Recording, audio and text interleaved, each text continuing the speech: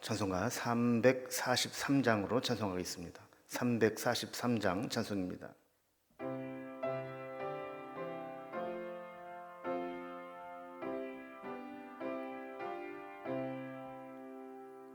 시험 받을 때에 나를 도우사 주를 떠나가지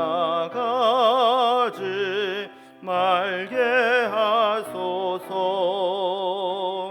떨며 주저할 때 나를 붙드사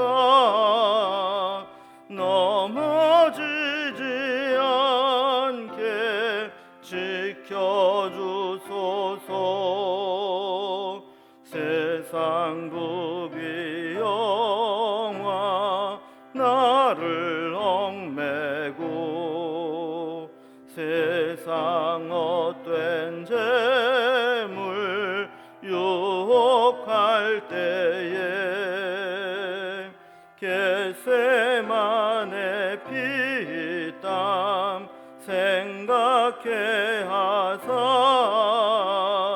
십자가의 주를 보게 하소서. 주의 자비하심 내게 임하사 근심 걱정 고통 내가 당할 때 주의 능한 손을 보게 하시며 주여 나의 근심 맡아주소서. 이 땅 위의 삶을 모두 마치고 흙과 같은 육신 무너질 때에 오직 주의 은혜 의지하리니 영생하는 곳에 인도하소서.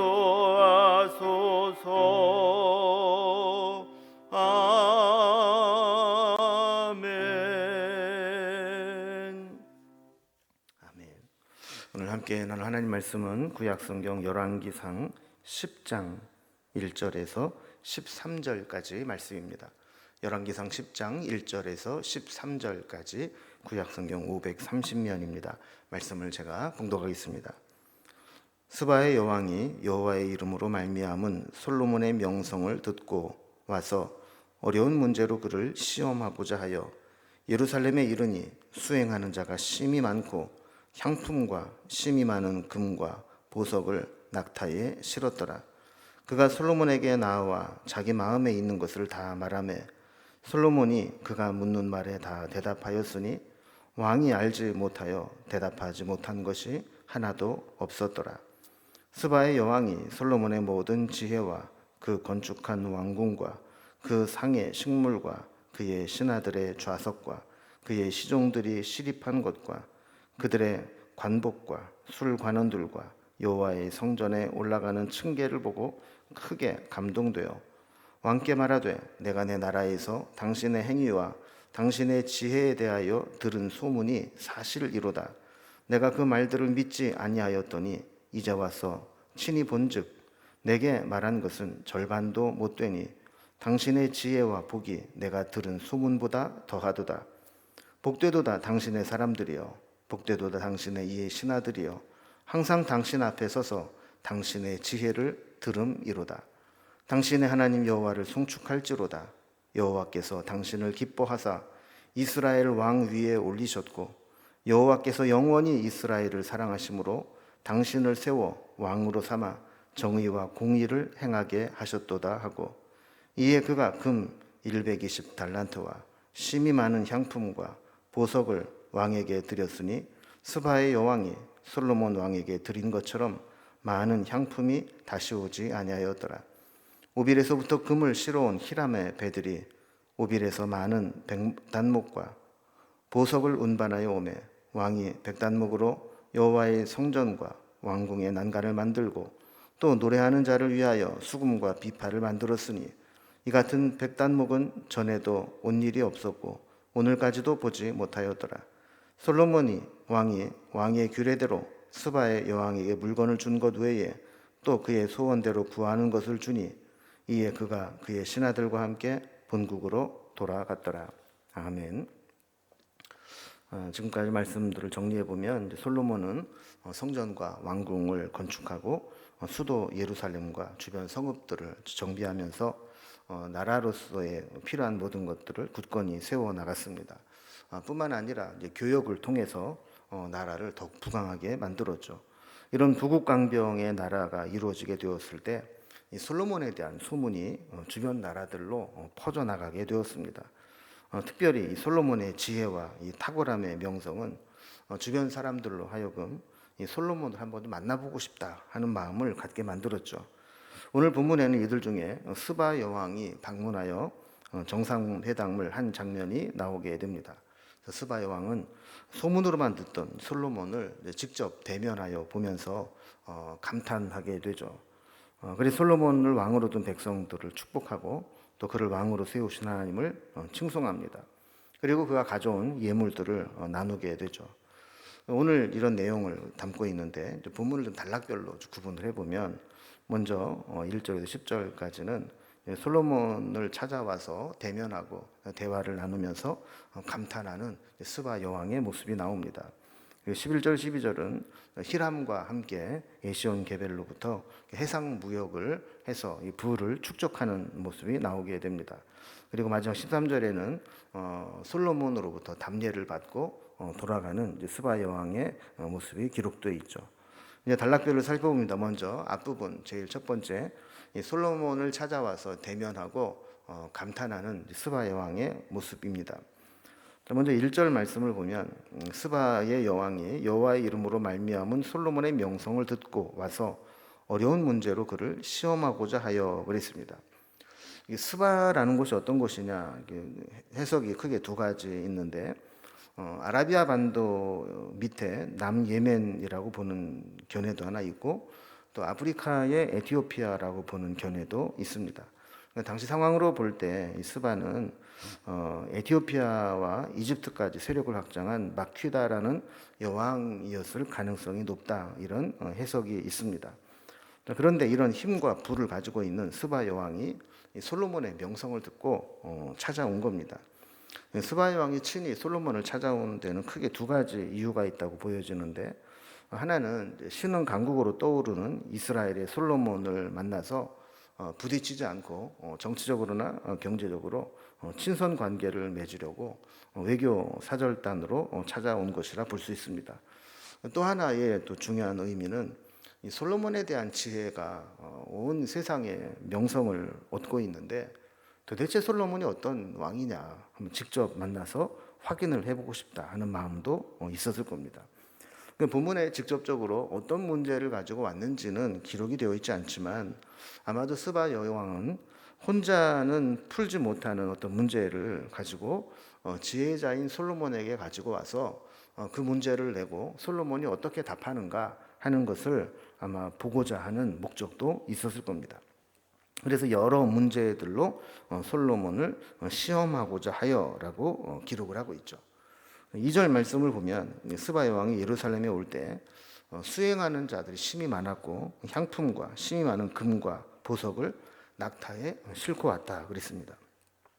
나중에 솔로몬을 만나 그의 지혜를 확인한 스바 여왕이 솔로몬에게 예물을 바치게 되는데 10절에 보면 금이 120달란트였고 심히 많은 향품과 보석을 솔로몬 왕에게 드렸다 이렇게 기록을 하고 있습니다.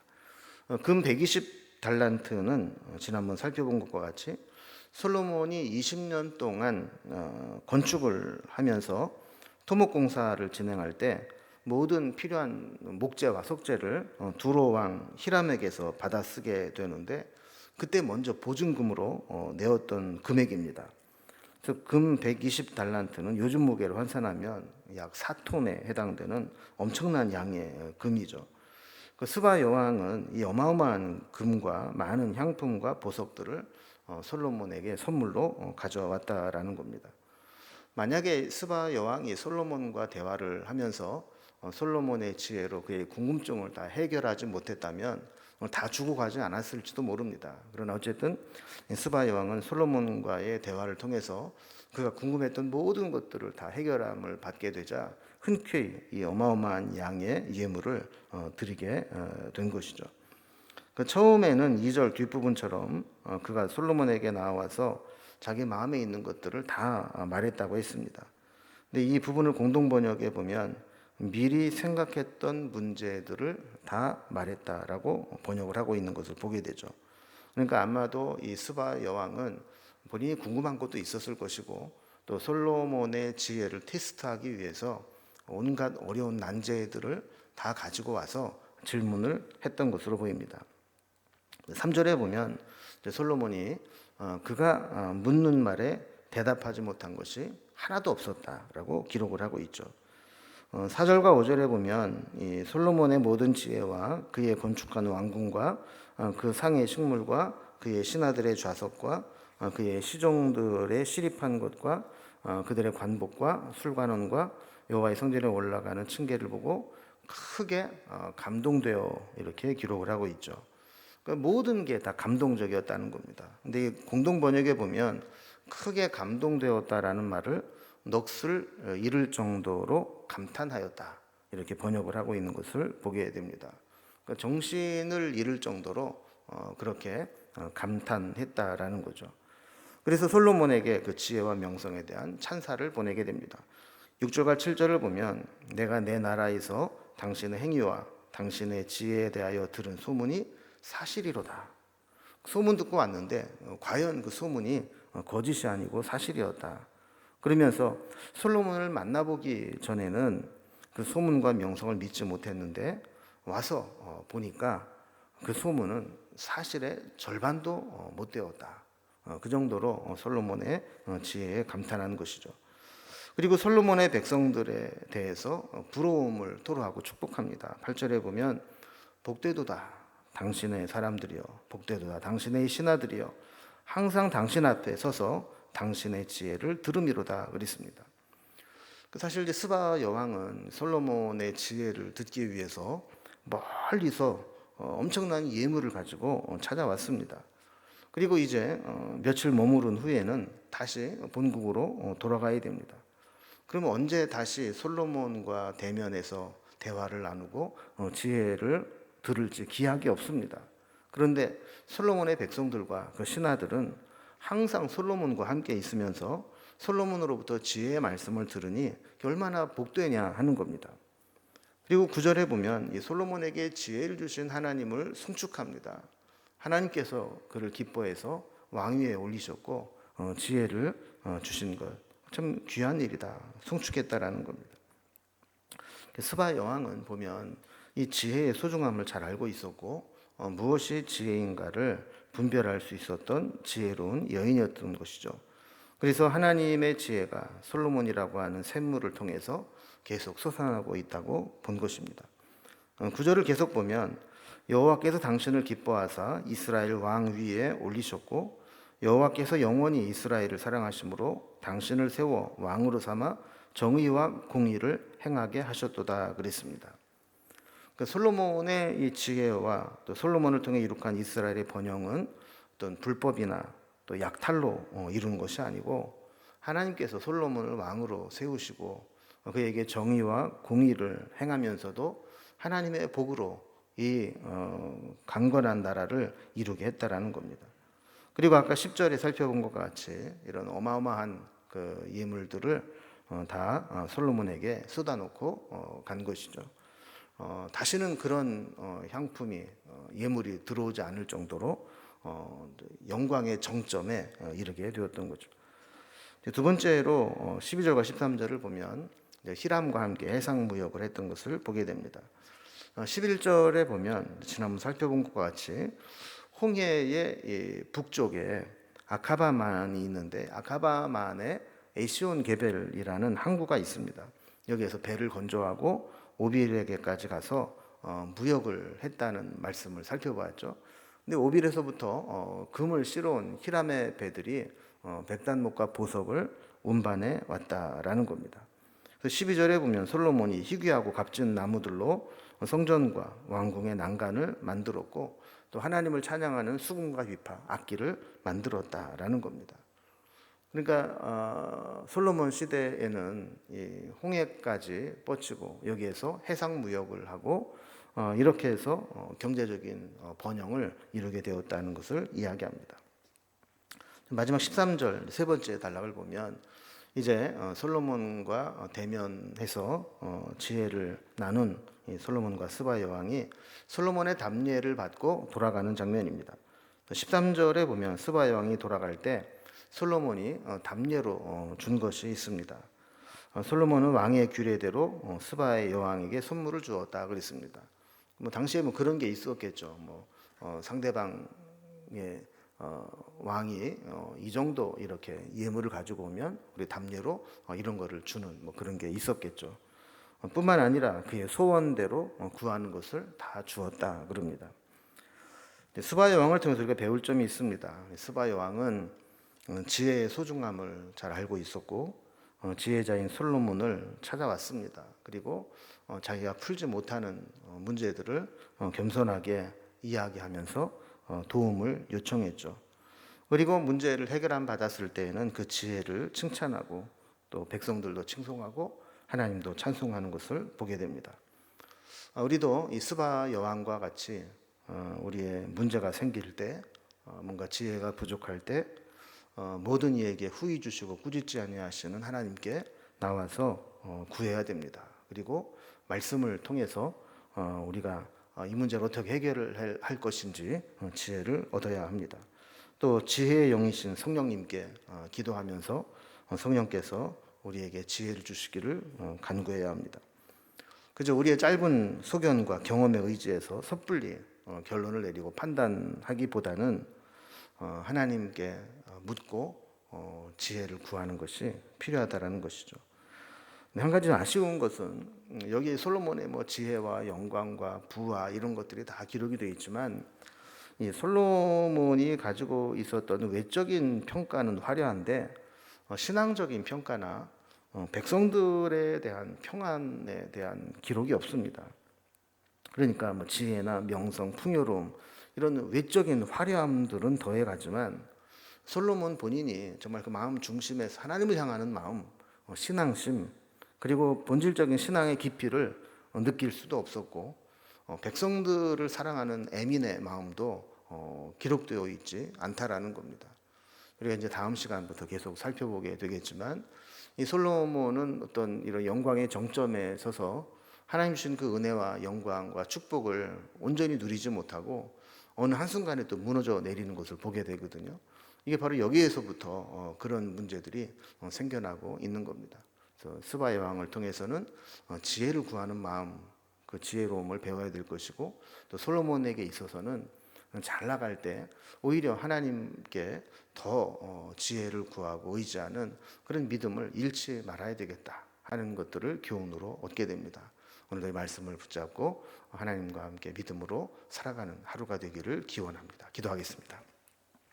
하나님 아버지, 솔로몬의 지혜를 듣고 그 지혜를 확인하고 듣고자 멀리서 많은 예물을 가지고 찾아온 스바 여왕과 같이 우리도 우리의 힘으로 풀 수 없는 문제들 그저 나의 작은 식견과 경험으로 해결하려고 하지 말게 하시고 지혜의 영이신 성령님께 구하고 지혜의 보고인 하나님 말씀을 통해서 깨닫게 되기를 원합니다.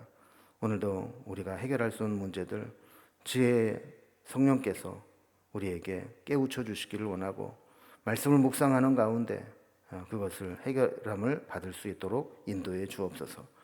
또 솔로몬과 같이 영광의 정점에 있었지만 기울어져 가는 인생이 되지 않게 하시고 하나님 주신 축복과 지혜와 명성을 끝까지 유지할 수 있는 믿음을 더하여 주옵소서.